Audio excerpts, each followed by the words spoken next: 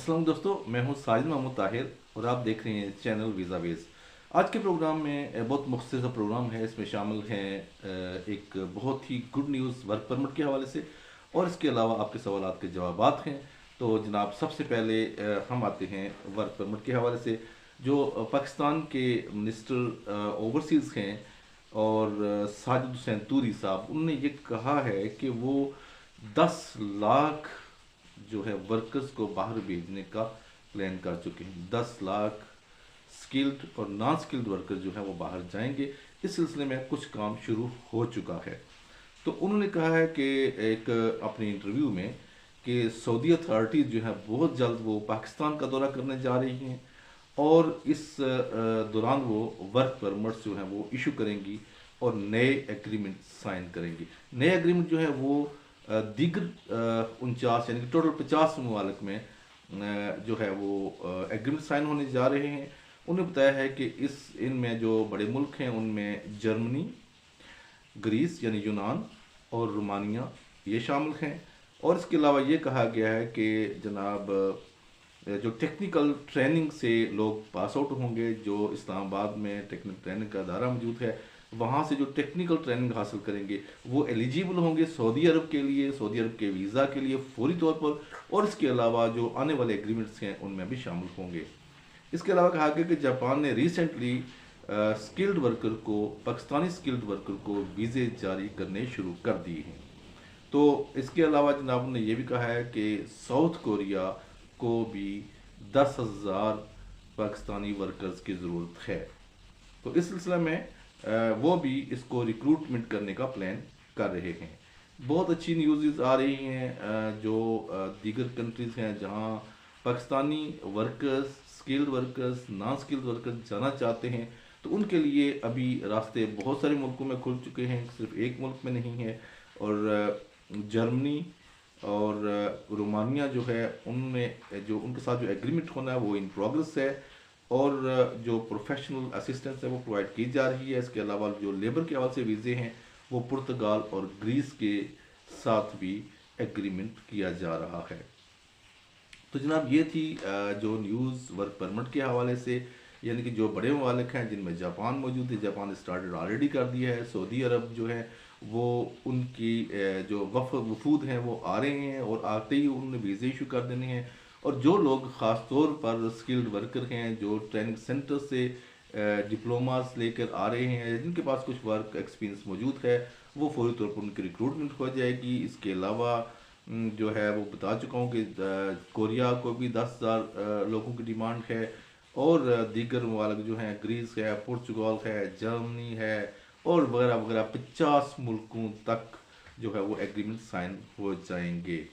तो आते हैं अब सवालात की तरफ। शुएब अहमद साहब कहते हैं जी कि सर प्लीज़ बता देंगे हंगरी का वर्क परमिट कितने दिन में आता है, प्लीज़ रिप्लाई कर दें। तो जनाब शुएब साहब, बात यह है कि हंगरी का वर्क परमिट आने में तो वो जो है वो जस्ट 1 क्लिक अवे है एक, या फिर आपका वो डाक का टाइम जो लगता है वही है। वर्क परमिट इशू होने में अगर आपका सवाल है कि कितना टाइम लगता है, तो डिपेंड ऑन योर एम्प्लॉयर को। आपका एम्प्लॉयर आपको जो है वहाँ से वो वर्क परमिट इशू करके भिजवाता है। यहाँ आपने अपॉइंटमेंट लेनी पड़ती है एम्बेसी से। आजकल एम्बेसी के अपॉइंटमेंट बहुत टफ हो चुकी हैं क्योंकि बहुत ज़्यादा रश है। तमाम यूरोपियन एम्बेसी में रश बहुत ज़्यादा बढ़ गया है, और इनकी जो अपॉइंटमेंट्स का शेड्यूल है वो काफ़ी हद तक मुतासर हुआ है। तो इस हवाले से ये है कि वो आपका एम्प्लॉयर ही आपको बता सकता है कि कितने अरसे में वो इशू करवा सकता है। मकसूद शाह साहब जो हैं, इन्होंने दो जो हमारी वीडियोस थी अल्बानिया इनविटेशन के हवाले से और अल्बानिया वीज़ा के हवाले से, उन दोनों में एक ही कमेंट किया है, very good message sir, very fine, thank you.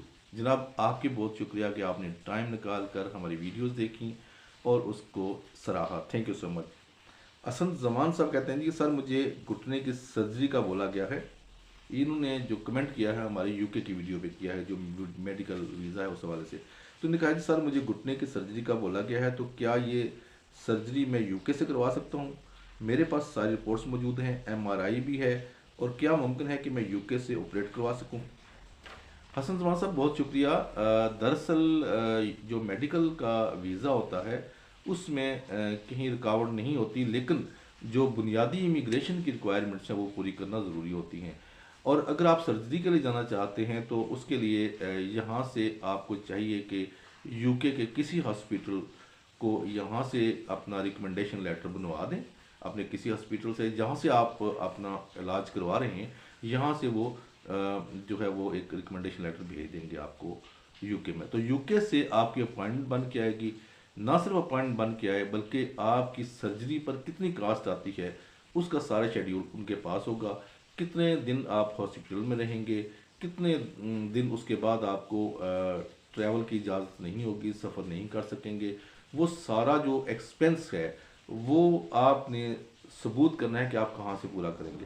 क्योंकि यूके आपको फ्री इलाज नहीं दे रहा, आपको अपने सोर्स से, अपनी पॉकेट से, या आपका कोई भी फैमिली मेम्बर है, आपका कोई स्पॉन्सर है जो आपके वो अखराजात बर्दाश्त करेगा, या आप खुद बर्दाश्त करने के काबिल हैं, या फिर आपकी कोई ऑर्गेनाइजेशन है, कोई एनजीओ है, कोई भी वो इस सर्जरी का बार जो है वो उठा सकती है, इसका वेट, इसका वज़न, इसका जो बर्डन है वो उठा सकती है, और आप वहाँ पर सर्जरी के लिए जा सकते हैं। लेकिन एम्बेसी का जो रिक्वायरमेंट है वो एम्बेसी ये चाहेगी कि कितना अरसा आप वहाँ रहेंगे, हॉस्पिटल के कास्ट क्या है, आपकी लिविंग कास्ट क्या है, आपके दीगर एक्सपेंसेस क्या हैं, और ये चीज़ें जो है वो सारी आपने वहाँ पे सबूत करनी है, और अपनी बैंक स्टेटमेंट, अपनी एनजीओज़ की, अपनी स्पॉन्सर की, जो जो आपको सपोर्ट कर रहा है वो आपने देनी है। तो इस तरह आपका वीज़ा हो सकता है। ना सिर्फ आपका वीज़ा हो सकता है कि बल्कि आपका एक अदर अटेंडेंट भी साथ जा सकता है। आगे जनाब हैं अली अहमद साहब। अच्छा, ये अली अहमद साहब जो हैं ये इन्होंने कॉल की थी हमें साउथ अफ्रीका से। तो इन्होंने कहा जी आपने अभी तक कॉल का जवाब नहीं दिया। दरअसल अली अहमद साहब बात यह है कि अब आपको एक एजेंट वहाँ पे छोड़ के चला गया, वो आपका आपकी फ़ोन भी नहीं उठा रहा, आपकी कॉल भी नहीं ले रहा, और आपके पास पैसे खाने को भी नहीं रहे हैं। तो अब हम आपको क्या एडवाइस कर सकते हैं वहाँ पे? कुछ और रास्ते, जिस तरह आपने मुझे कहा था अपनी कॉल में के दौरान कि जनाब आप काफ़ी परेशानी का शिकार हैं और आपका एजेंट अच्छे खासे पैसे लेके भाग गया है, और आपका कॉल फ़ोन अटेंड नहीं कर रहा है, और ना ही आपकी किसी जो लिंक बिटवीन जो था फैसिलिटेटर था, ना उसका लिंक अटेंड कर रहा है।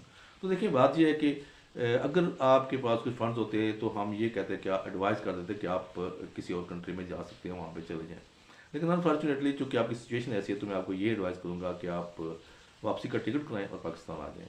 उम्मीद है कि आपको आज की ये इन्फॉर्मेशन पसंद आई होगी। Thank you so much. अल्लाह निगहबान।